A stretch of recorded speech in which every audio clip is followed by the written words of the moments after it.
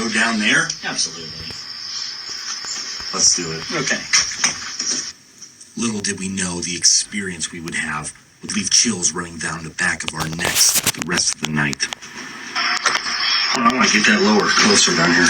There's a bone lever down there. Good. Holy shit. See it right there? What is it? A bone. Bone. I don't see it. Oh, it is. What the fuck? Holy smokes.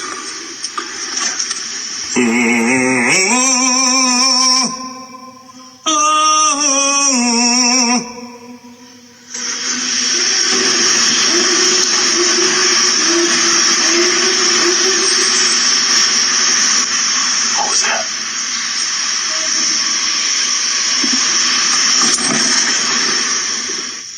Hello?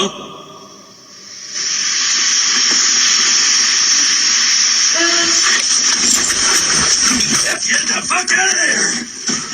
Holy! Yep, no more of that shit. Did you hear that? Oh, yeah. What was I that? have no fucking idea.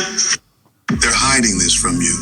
The pyramids of China aren't just ancient tombs, they're evidence of a forgotten connection to extraterrestrial beings from Egypt. But that's not even the craziest part. In ancient Chinese texts and folklore, there are references to legendary emperors and mysterious beings, saying the pyramids were built by those who mastered the stars. The Chinese pyramids were constructed over 2,000 years ago, so who were these master builders? This is where things get scary.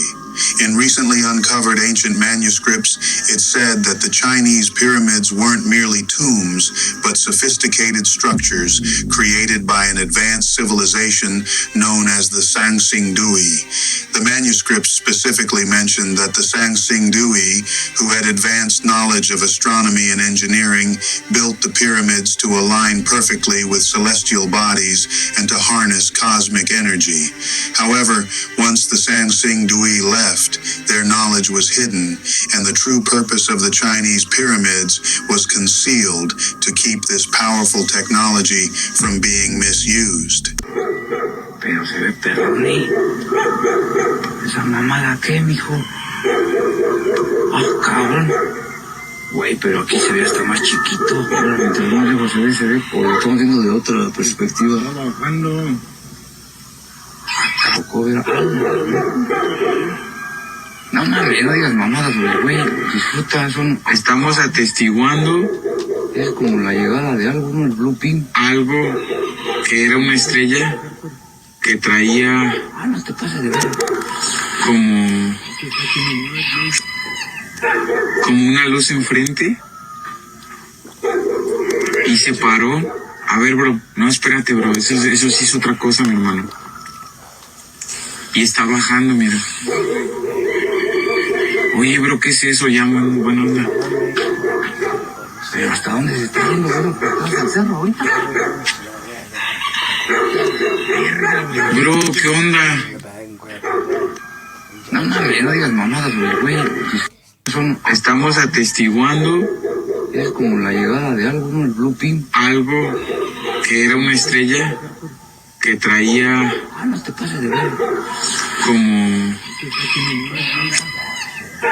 Como una luz enfrente. Y se paró. A ver, bro. No, espérate, bro. Eso sí es otra cosa, mi hermano. Y está bajando, mira.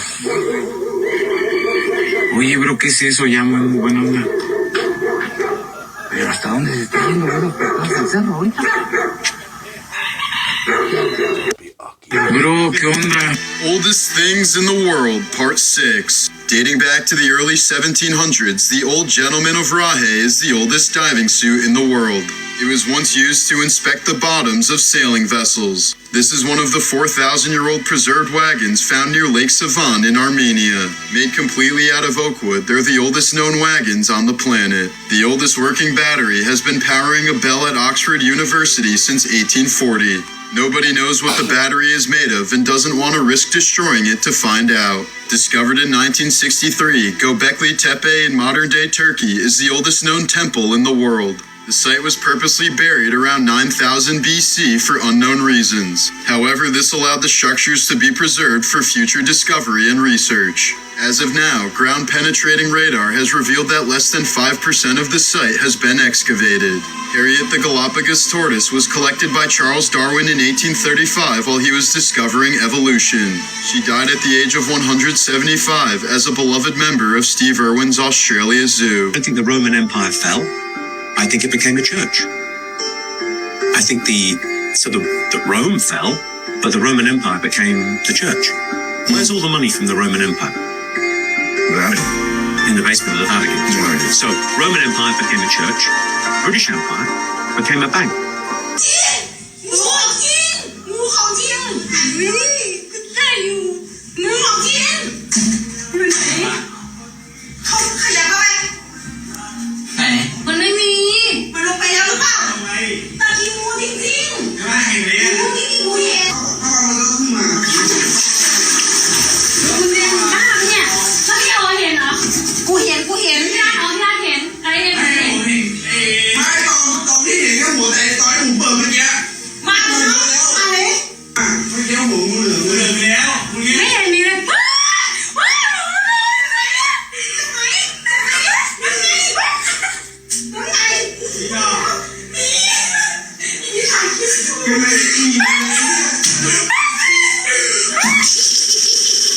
So the Sphinx is like a gate. It's like a gateway. It's guarding an entire subterranean area underneath it. We know that there are 4 entrances. 4 underneath the Sphinx. There's one under the left paw. There's one on the top of the head, and you can see it. It's capped off on top. There's one on the back side, and then there's another one on the other sides of the Sphinx. Has anybody gone down there and tried to verify? Well, this is the story. And in the 90s, when they found these massive voids, and it's not just under the Sphinx, it's under the Great Pyramids as well. They all connect, and the Egyptian authorities came through and they boarded up the front of the paws with boards, literal boards, and blocked it off. And then what they did is very clever. They ended up drilling down to prove to the public that there was no voids, but they purposely went where there wasn't entrances, and they tricked people. The whole front of the Sphinx is now boarded up. You were meant to find this video. Are you not curious about why we are told that all ancient marvels like these were built with basic tools like chisels and hammers? Today, we dive into where this incredible knowledge came from. It all stems from the land of Mu, a massive continent conveniently left out of mainstream history books. This is where it gets much deeper. There is an article by the Courier Journal that came out in 1925, nearly 100 years ago, and it detailed Colonel Church's records. It mentions that some people were brought to India by flying machines from this land called Mu. These records also claim that Mu is the motherland of mankind and the home to the Garden of Eden. This is where it relates to all these buildings.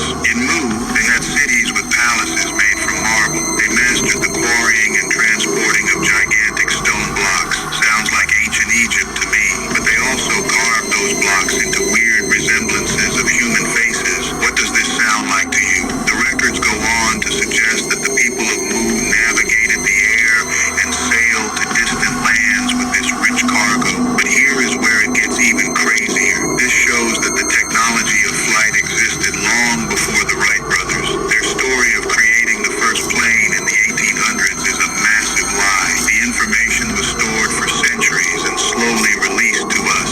Secondly, the records mention that Mu is in the Pacific Ocean. Either the Pacific Ocean has been named the Pacific Ocean for the last 13,000 years, or the land of Mu is much closer to our timeline. This brings us to the theory that there are perhaps hidden islands bigger than Easter Island kept off our maps and flight paths.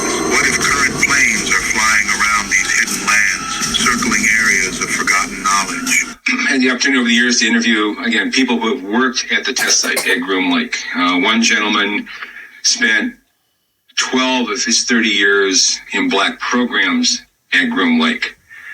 When I asked him, I said, first of all, I said, do you believe in UFOs? And he looked at me with a straight face and one-on-one, he said, absolutely, positively, they do exist.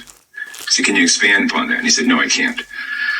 About year later, we were talking about, again, activities at Groom Lake. And I asked him, I said, you know, can you really tell me what's happening out there? And he said, well, there's a lot of things that are going on there that I won't be able to tell you until the year 2025. But we have things in the Nevada desert that would make George Lucas envious. Scariest conspiracy theories in the world that will seriously change your life. This photo shows the scariest conspiracy theories in the world. As I'm sure you know, in this series, we're going through from the least scary to the ones that will literally change your life. Now, if you're easily scared, do not watch this. And with that said, let's kick off part 9. When I say this is mental, I mean it. So this is by far the craziest one yet. So today we're going to be speaking about the higher governments. We all know there's a government, you know, you've got your politicians, your presidents, everything. But what if there's someone above that? Almost like the Illuminati. Let's take a look. So this right here is the philosophical theory of Plato's cave. I know it sounds confusing, but stick with me.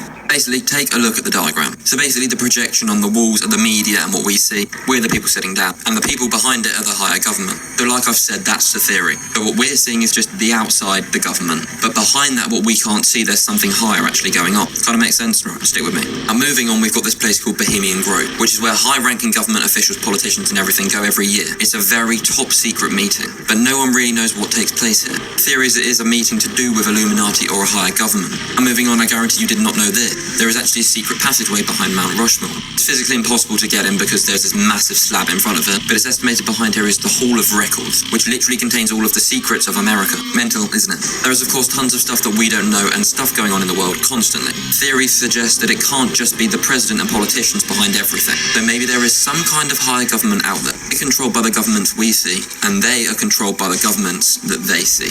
Mental, let me know in the comments what you think.